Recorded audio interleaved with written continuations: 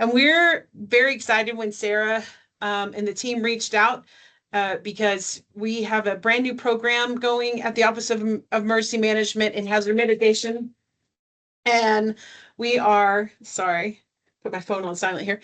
And we are super excited to be with everybody. We thought because this is mine and Zach's first time with you guys, we do a little bit of overview of the Office of Emergency Management, kind of get into some various topics and, kind of the scope of how a disaster starts locally and then how it cascades up from there. So we're going to really be diving into today. Emergency management is changing nationally.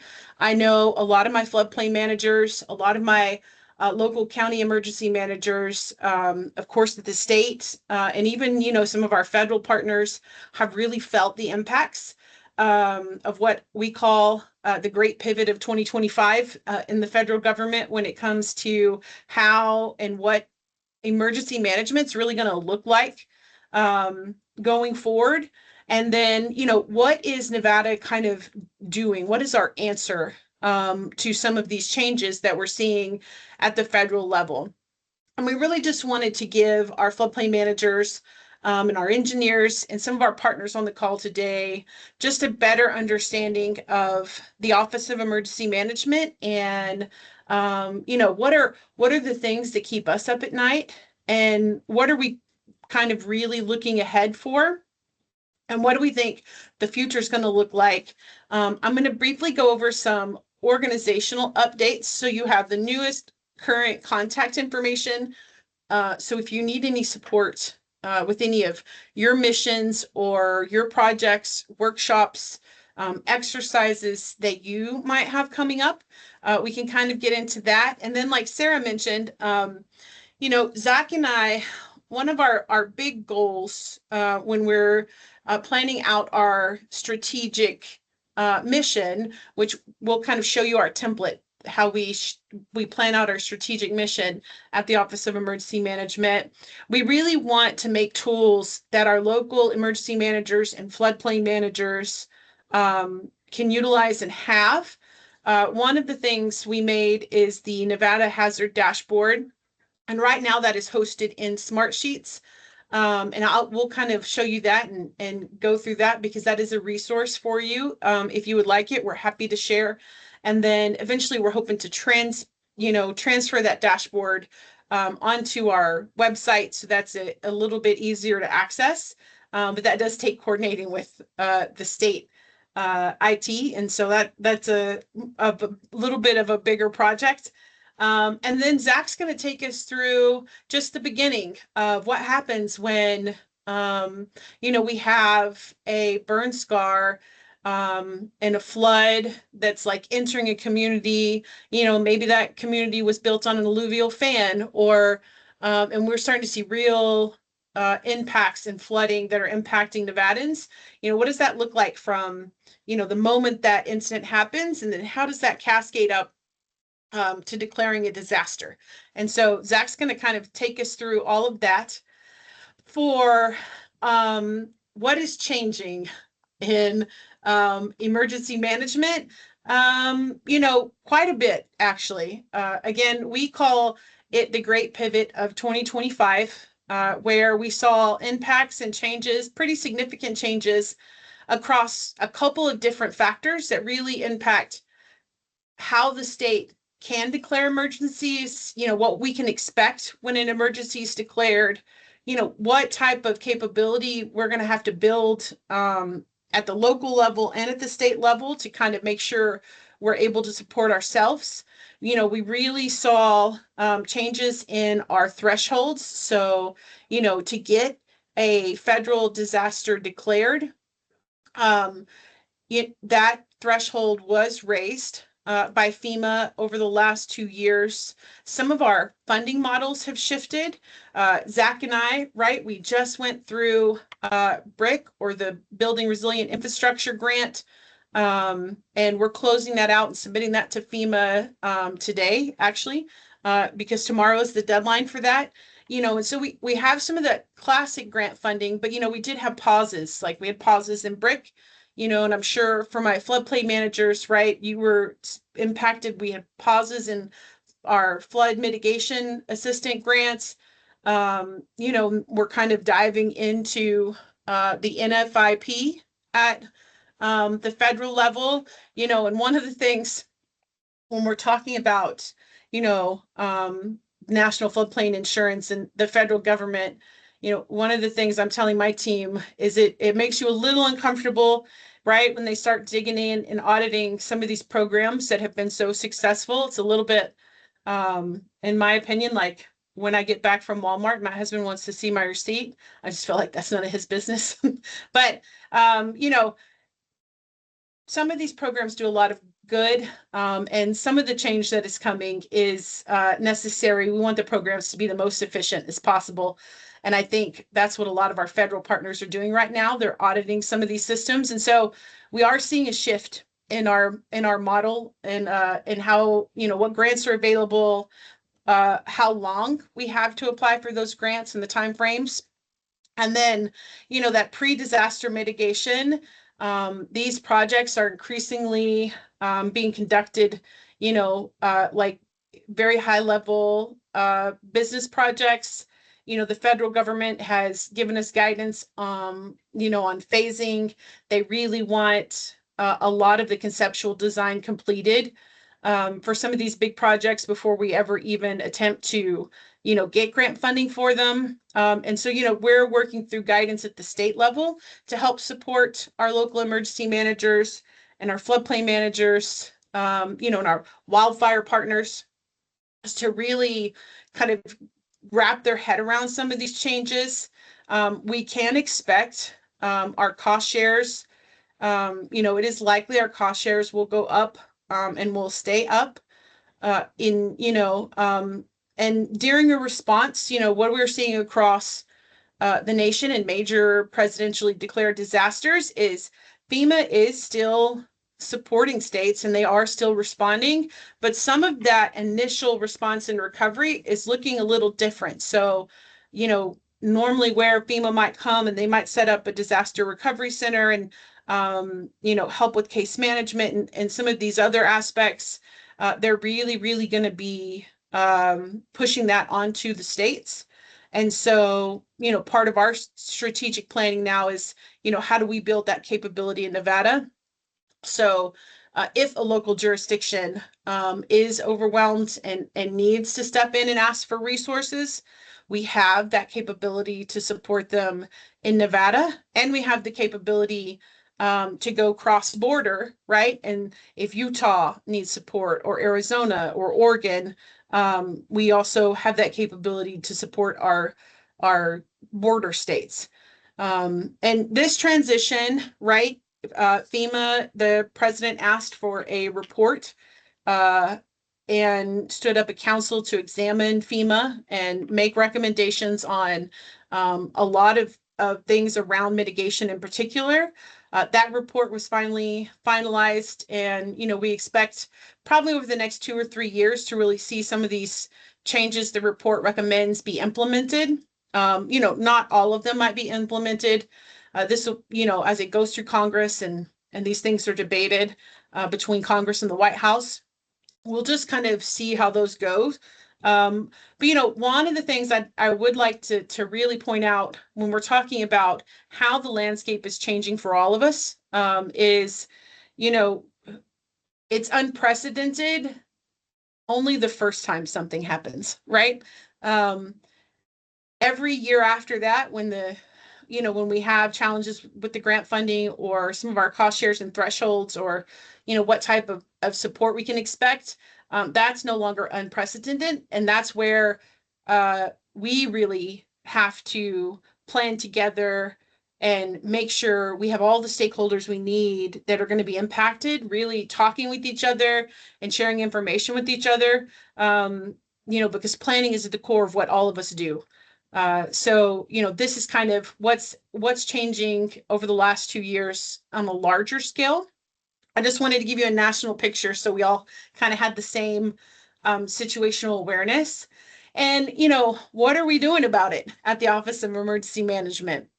So we have some pretty big ask coming up in next year's legislative cycle, to try and fund a lot of the agency and some of these programs, ourselves in Nevada. Now that we see, what it's likely FEMA will and won't be able to kind of support us with in a major disaster.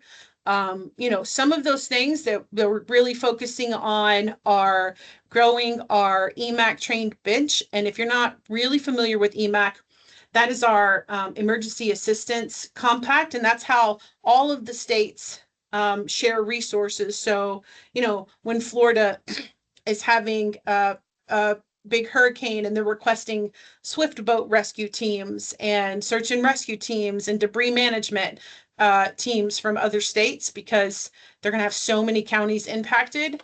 The EMAC system is how we share resources, and then how each state kind of reimburses each other. And so we want to have a pretty in-depth core of people at the Office of Emergency Management, who are trained in how to use that system and how to share resources and get reimbursement. We're going to be building and really focusing on those pre-positioned contracts. So having those kind of $0 contracts ready to go where we've worked out all the terms. So if a local jurisdiction needs, debris removal, or help sheltering, maybe it's case management, door-to-door case management for disaster survivors. We want to make sure, from the very beginning, when you make contact with the Office of Emergency Management to the very end, you have that full government point of service support. And so having those contracts in place is a big part of that. And some of this, right, FEMA traditionally did. And so, really focusing on developing those pre-position contracts.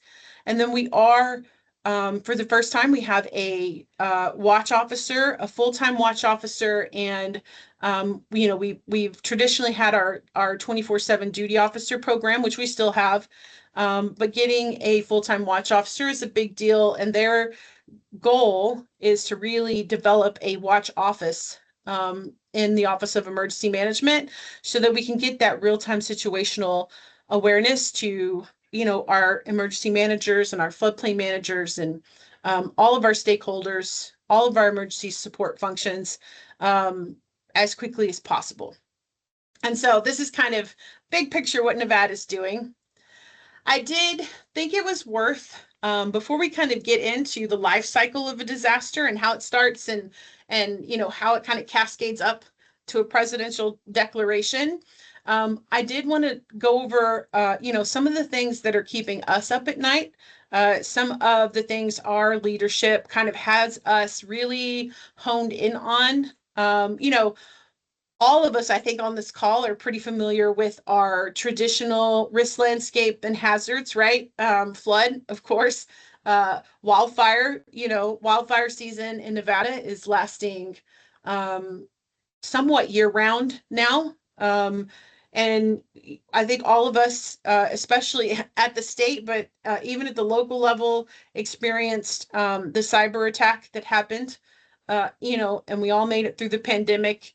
I know my partners on the call that are up in the Washoe, Lyon County, Story County, Douglas County area, the earth has been shaken a little bit for you guys up there pretty recently. So, we're pretty familiar with our traditional hazards, and the Office of Emergency Management is always strategically thinking about those. How do we mitigate those? How do we partner for awareness and preparedness for those? How do we help our first responders get grant funding, for these hazards? But we're also thinking about some of the emerging future threats on the horizon. And one of our big concerns is, we are seeing in those what we call big daddy disasters. We are seeing in these big daddy disasters, when we lose some of these lifelines, like when we have power outages, kind of like when I was deployed to Hurricane Helene, there were counties without power um, significant, for without power and water for a month or more. And so, you have to think about at the local level in Nevada, if we don't have power for, after a major disaster for a week, what does that look like? Now, what does that look like for 2 weeks, for a month? And so, really helping plan and have all the stakeholders, Nevada Energy and all of our partners at the table to really think through some of these cascading impacts we would see at the local level and what resources we would need to support. And then of course, there's always the big concern of nation state actions and how that might affect us on the homeland front.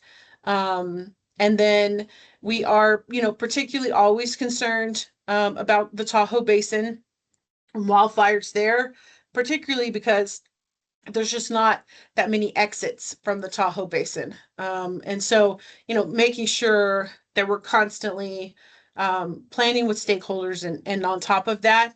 And then, of course, extreme weather events. I don't know if you remember, but I got deployed to Nye County, was it 2 years ago for Hurricane Hillary. So we had the edge of the hurricane and that turned into a tropical storm hit Nevada. That was not on my bingo card. And so, these are just some of the things that are kind of keeping us up at night that we're really focused on and trying to partner with all of the stakeholders in Nevada and at the federal level to kind of solve. Not really solve. We can't solve some of those, but mitigate at least. And as we look ahead, I did want to just give you kind of the vision of Office of Emergency Management as we're kind of reintroducing ourselves to you guys and getting to know all of our floodplain managers and all of our stakeholders. Extreme heat is going to be a big hazard for all of us across the state, and that is something we are very focused on. We do have a very large full-scale exercise. We're partnering with the National Guard, a lot of federal partners. That'll be happening in 2027, and we're currently, doing the exercise process and seminars leading up to that exercise, and that will be a homeland defense exercise, kind of around that emerging threat we talked about for nation-state actions on the homeland. And this is, when we were talking about those long-term power outages, how do we maintain continuity of government? How do we continue getting services that are vital to all Nevadans, during those critical infrastructure outages? And this will be really exercising our plans at a very high level. And so, we do have that coming in 2027. We just kind of wanted to talk to you about. And then Nevada, so the Office of Emergency Management is going to we are going to a 30-day ready campaign, where we're going to be asking all Nevadans to be ready 30 days. Because, it used to be 72 hours and then it was 2 weeks. But we're really going to start helping Nevadans strategize on, if we do lose critical infrastructure and we have long-term power outages or water, how do we support each other, ourselves, our families, our neighbors, to be ready for 30 days. And then I did real quick want to get into the staff at the Office of Emergency Management and just kind of explain the organization. So we have our 5 main portfolios. We have preparedness and response. And, when you think of preparedness and response, I really want you to think about how do we help train, exercise, organize, get equipment to our first responders, our firefighters, our police officers, homeland security threats. And that's what Lindy really focuses on. The resilience and external affairs, which is my portfolio, really focuses on outside of first responders, how do we help Nevadans, our healthcare coalitions, our floodplain managers, our engineer, how do we help our stakeholders and our families at the individual level and our neighborhoods and our counties prepare for 30 days to be resilient, right? And so that's kind of our overall mission and focus. And then Chris is over technology and mission support. Suze is over our grant funding, and Jared runs our fiscal portfolio. And I just wanted to put their faces up there for you so that you had an idea of who to contact if you're having any challenges or you need support with something. For our next slide, I did want to highlight two new team members. So we have, well, three really. We have a couple new staff. We have a state training officer who is new to the team. Her name is Rachel. And I wanted to make sure you had her information because, you know, if you're doing any training or you need any training brought to your jurisdiction, Rachel can help you find that training or get it up on the OEM training website. We do have, if you're doing exercises, you're going to be doing seminars or workshops, and you need support with that in some way. We do have a new state exercise officer, and her name is Caitlin. And she'd be very happy to give you toolkits and help support with that. And then I did want to highlight Kieran, who is our new public information officer. And so if you have campaigns, you know, around flood mitigation, it's you know, flood awareness month, or, you know, you have anything you'd like to partner with the Office of Emergency Management and do co-sponsored campaigns or awareness, Karen be happy to do that. And so I just wanted to show you some fresh faces that we have real quick. And then again, you know, if you have grants or funding with the Office of Emergency Management, this is some of our grants teams over some of these big programs and projects. And so, and then of course, I, as the SHMO, am who you contact, or Zach for, you know, any of our mitigation grants. And we have our actual grants team, Lainey and Krista, to support us as well. And so I just wanted to make sure you had contact information for Office of Emergency Management team. And then now I kind of want to take us through our dashboard. So I'm going to let Zach pull it up here real quick. Thank you, Zach. One of the things we did for our emergency managers and our floodplain managers and just, you know, all of our stakeholders that really need access to some of this live stream data. There's so many scattered resources out there, and we wanted to make sure we kind of built this by hazard for you. So you had access to academic data that we have that we use, live stream cameras that we use across the state, maps and live stream, you know, wildfire data, for instance, or if we get into earthquake, you know, we have our, a lot of our, you know, landslide and some of our live stream data around, you know, seismological activity, and a lot of the dashboards that we reference quite frequently in disasters or in an emergency. And so we kind of just built this out by hazard for everyone to access. And again, you know, the link is in this presentation, and we're happy to give this presentation to Sarah to send out. The only thing with Smartsheets is if you log in the first time, it'll probably make you make a free login and password, but then it should let you go right to the dashboard if you'd like to use it. One of the things we've been doing is we've been putting on here white papers that we have access to about the hazards. You know, any of the new studies that are not, you know, confidential or extremely sensitive, or highlighting, you know, sensitive critical infrastructure. And so, you know, we just wanted to show you this dashboard because this is a resource we've been working on for everyone. And again, it is divided by hazard. So if you'd like that, that is there for you. And kind of the last thing I really wanted to get into before I turn it over to Zach to kind of take us through the disaster cycle from how it starts, oh no, right? We see flooding, to how we get a presidential disaster is, you know, every year my team meets my resilience team meets and we do a strategy workshop, and that's actually happening next week for us. It's usually in July. Um, and we set our priorities for the next 3 years and then our big goals for plus 3 years.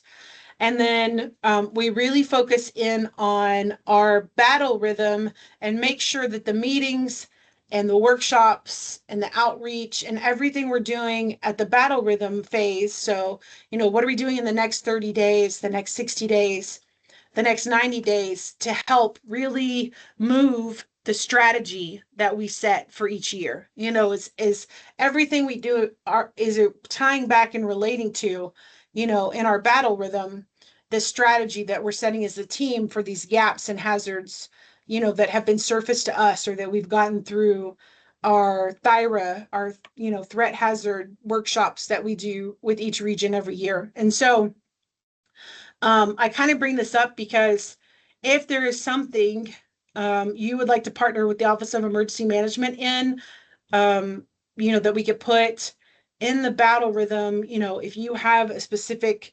outreach or gap you're really focused on and you think we could support you, especially if it's resilience related, we are happy to add that to our battle rhythm, especially if it ties back to something we already have in our, long-term strategy.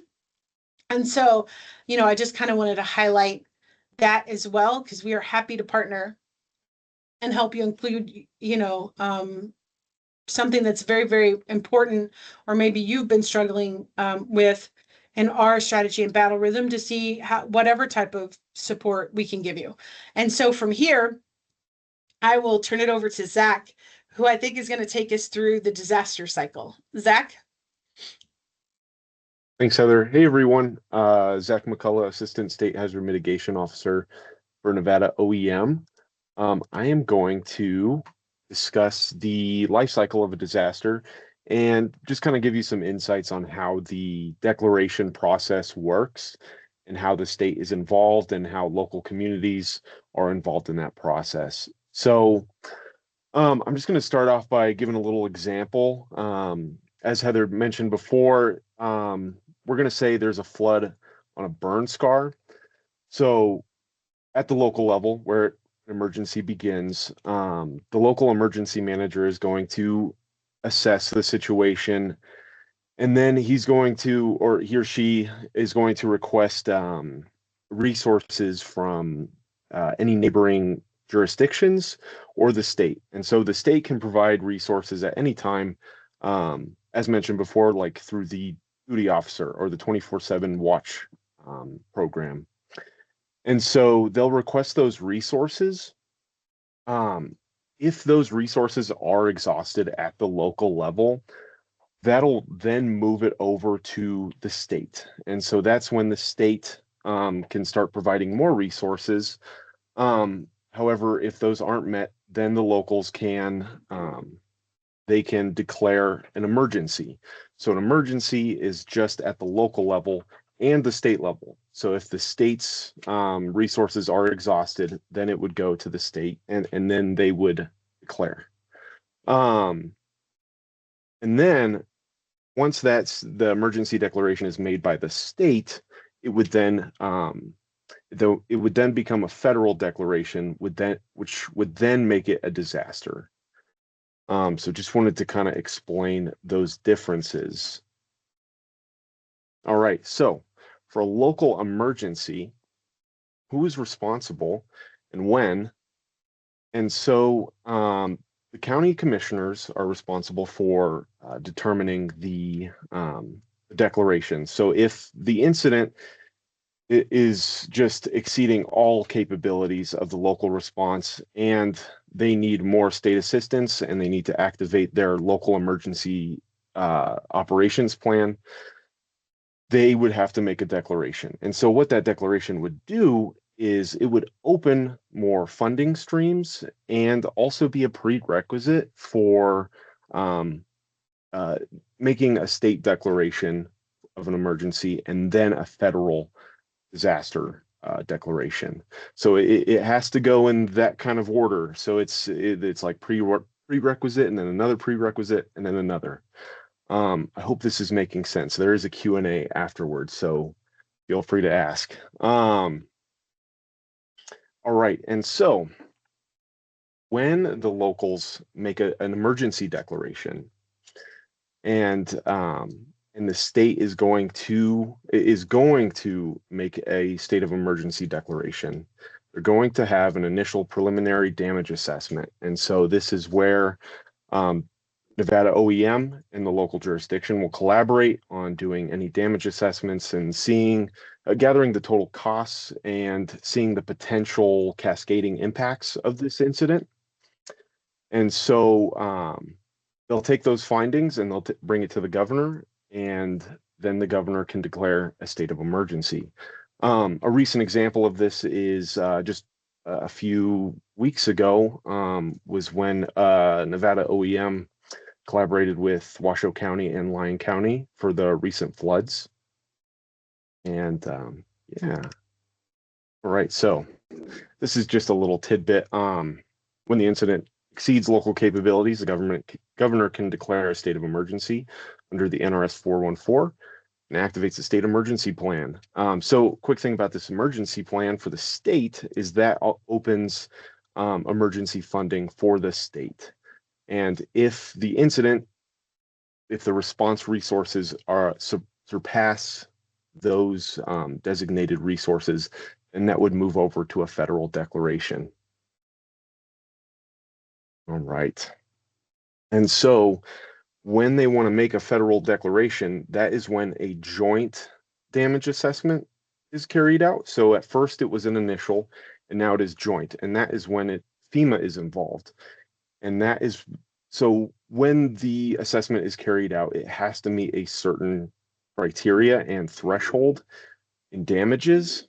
And so right now, this is our statewide threshold is $6 million. And so when that is met, that is when the federal declaration can be made. Yeah, that's pretty much it. I know I went really quick, so I am very open to questions, but thank you. Thanks, Zach. And Zach and I just wanted to kind of recap before we open the floor, and we can kind of talk through anything anyone would like to talk through. You know, when you think about that disaster cycle, it really is locally led, state supported. And so, you know, you think about that moment, the emergency manager is going to call the duty officer and say, you know, I need this resource. You know, we're starting to see these cascading impacts. We have multiple homes damaged. The duty officer is then going to be in conversation with the chief of emergency management and with the governor's office. And once we see the amount of people that are going to, at the state level, that's going to be needed to support that local county, now maybe, right, this incident is also impacting another county or 3 counties. And then as we see that kind of cascading grow, we're going from ourselves at the state level to support the local jurisdictions who and the different counties who are starting to declare emergencies. We're going from just having a duty officer at that 24/7 level to enhanced status. And enhanced status means we're really monitoring the situation. Maybe we're helping with some coordination calls where our PIO is activated and they're getting messaging out. And then, you know, as this kind of grows and we start to get more intel, and we see this is actually bigger, and you know, we're going to need damage assessment or maybe debris removal, or maybe we're opening up agriculture, you know, large animal shelters or, you know, actual shelters. Then we're going from, you know, enhanced or partial activation to a full activation where the entire emergency operations center is activated. And at that level, once the whole EOC is activated, you know, we're really in conversation with the governor's office about declaring an emergency right at the state level. And then, you know, one of the things Zach talked to us about was even, I want us to be careful with the thresholds, because even if we send our damage assessment teams out and we're going neighborhood to neighborhood and we're assessing the houses and how much damage is in the businesses, even if we get to that $6 million threshold, there is a type of algorithm that the president uses, or FEMA uses to determine how and who is going to get a presidential declaration, that opens a lot of the federal funding and the federal resources and FEMA deployment and some of those things that we would really need. And so just meeting that number doesn't automatically qualify us for that presidential disaster. You just have to kind of keep that in mind. Some of it is a mystery, if I'm going to be honest, on how these declarations, who gets them and who doesn't. So, one of the things I also want us to be very aware of is, getting these declarations in Nevada can be very challenging, even when we have pretty significant damages, because we're a very large rural and frontier state. So if it's not impacting a large urban area, where we have very significant structure damage, it can be a lot harder to make some of these cases for a presidential disaster. Which all of this means, right, is that, we at the state and at the local level have to really be in partnership and thinking through what capabilities we're going to need, if we know that historically, and probably in the future, it's going to be very hard to get a presidential disaster. How do we make sure Nevada's ready, so that these resources are available and we can kind of take care of ourselves, and we have that interstate emergency aid agreements in place, or the emergency management, assistance compact, EMAC.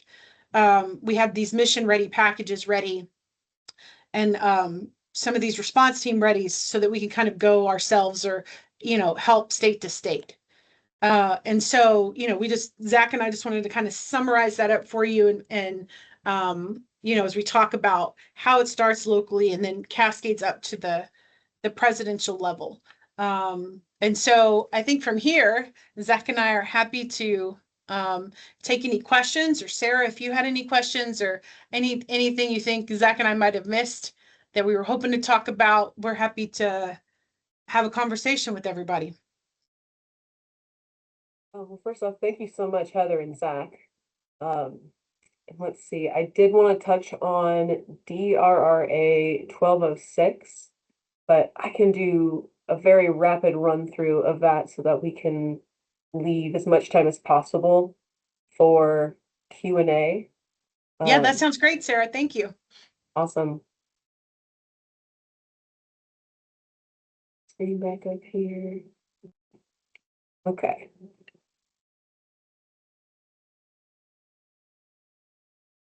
Okay, so first of all, I apologize. I've committed a cardinal sin for a presentation, and that's to have a slide that is all text. So I do apologize, but I wasn't sure how else to deliver this. But I'll make it up to you after these two slides. Okay. So DRRA is another method of, through FEMA, to to get reimbursed for some of your post-disaster costs. And this is through FEMA's Public Assistance Program. So first of all, eligibility starts with being a state, local, tribal, or territorial government. And it has to follow a presidential disaster declaration. And then, of course, you have to be in good standing with the NFIP, authorized for this assistance, based on that major disaster declaration. You have to administer and enforce your adopted building codes and regulations in floodplain management, and report these impacts to FEMA within 60 days of the disaster, and then submit that all to FEMA when you're done with the work. And it's only going to include work done in the first 180 days after that disaster. And so FEMA really recommends that you have a plan in place so that when a disaster is declared, you can jump into action because you have, you have those plans, kind of like what Heather was saying, maybe you have an open contract with an engineering firm that can help you with code enforcement and substantial damage estimates and things like that. Other supported activities include, so we've got that permitting support, training to your staff, and maybe that's to do preliminary damage assessments, do that substantial damage assessment, public messaging, get that information out to the public. And of course, equipment and supplies. So if you want, say, a tablet to go out and manage all that data on the tablet, I believe that's something that's that qualifies. And of course, your contracted services.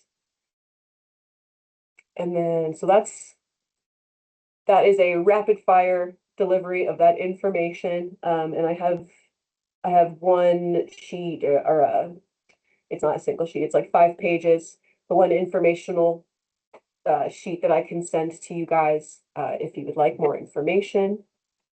Like I said, I was going to make it up to you. This is my dog Dexter. He prefers tarps over dog beds, to our chagrin. And to my cat people, that's Freddie. He's majestic. And that is it for my end.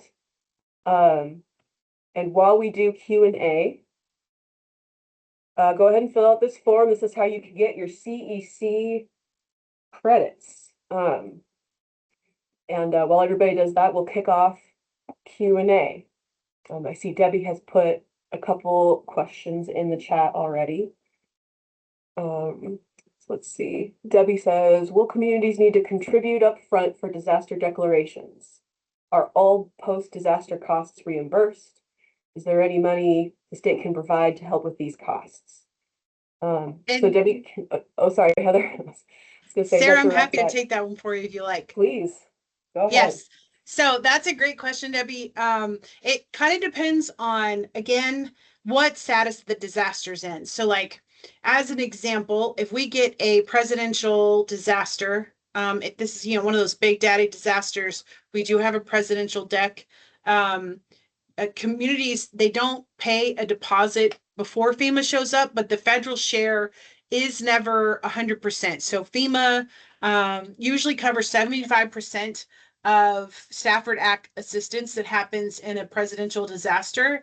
Now, the president can increase that if he'd like, but that does mean the jurisdiction is on the hook for the remaining balance of whatever he actually qualifies for in the deck. Not all costs are reimbursed at 100% in a presidential disaster. So like public assistance, for instance, that's for like infrastructure, emergency protective measures, debris in public buildings and spaces. That is provided through the Stafford Act, but that's also generally a 75-25 split. And then we do have,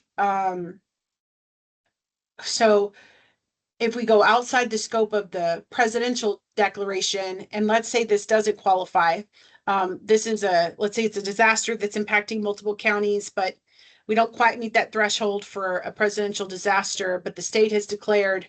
Once the state declares, we do have a disaster relief account in NRS that we maintain that can specifically help local jurisdictions.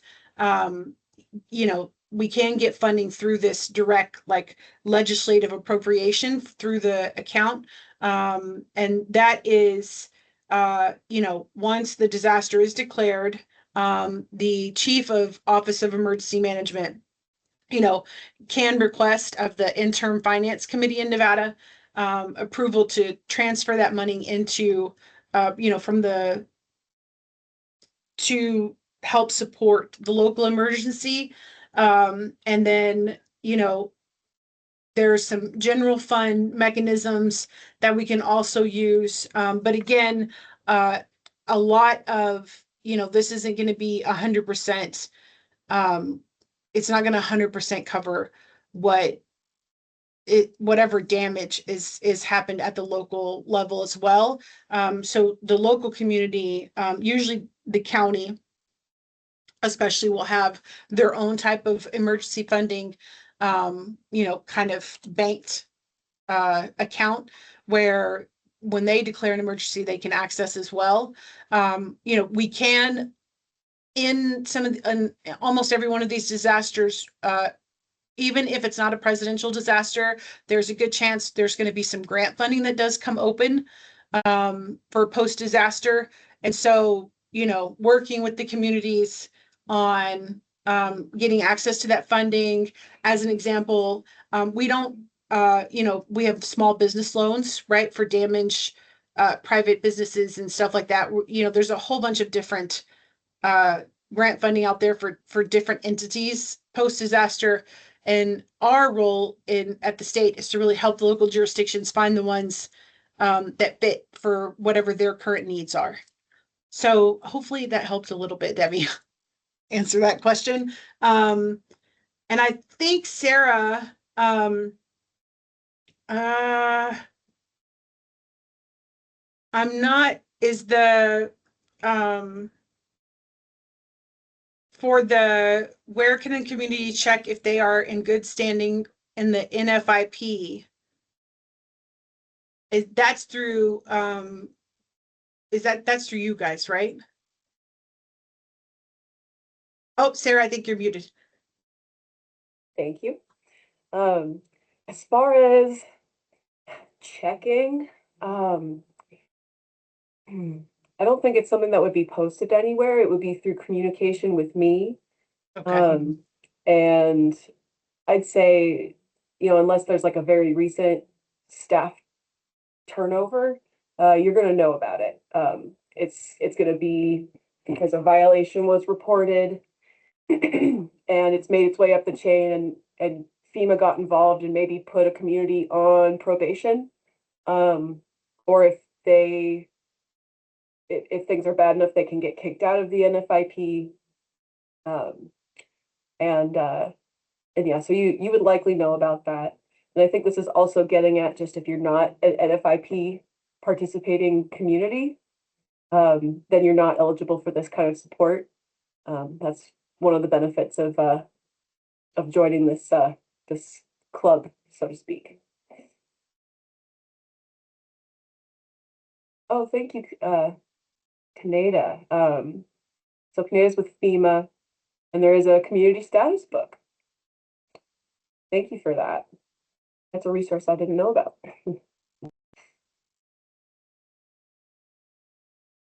Do we have any more questions?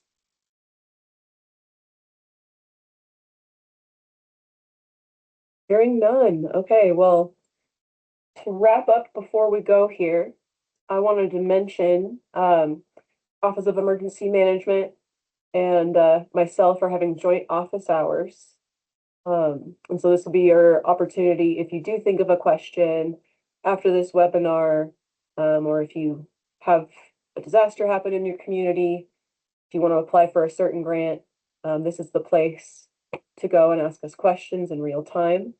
And Heather and Zach, can you remind me when I can't open my calendar with my current setup? Yeah, absolutely. So, Zach, we have office hours every other Thursday. So we actually have open office hours. It's from 8 a.m.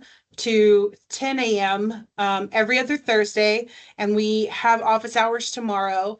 And one of the things we wanted to do, and just establish as a best practice is we wanted a space where the state floodplain manager and the state hazard mitigation officer and the assistant state SHMO are all in an open space, so you can log in and out at will as you're developing applications for funding, or if you need technical assistance, or you just want to like brainstorm through some just-in-time applications you could put in for FMA or BRIC, or whatever the case may be, or you have questions maybe you're getting asked and you just don't know the answers to.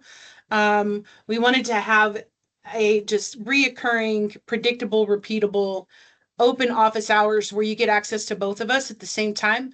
And so we can kind of help support you. So those, if you'd like that, feel free to reach out to me or Sarah, and we can send you the link so that you can join those.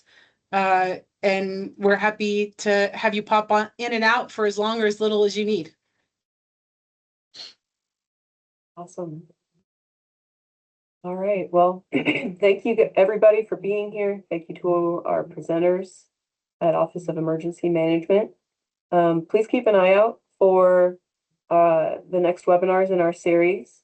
We're going to have a little gap here, so those will pick up again in August. I'll give you 5 minutes back to your day, everybody, and we'll see you next time. Bye.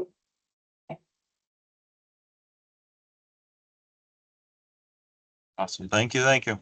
Bye. Yes, Mary, we'll send out the slides.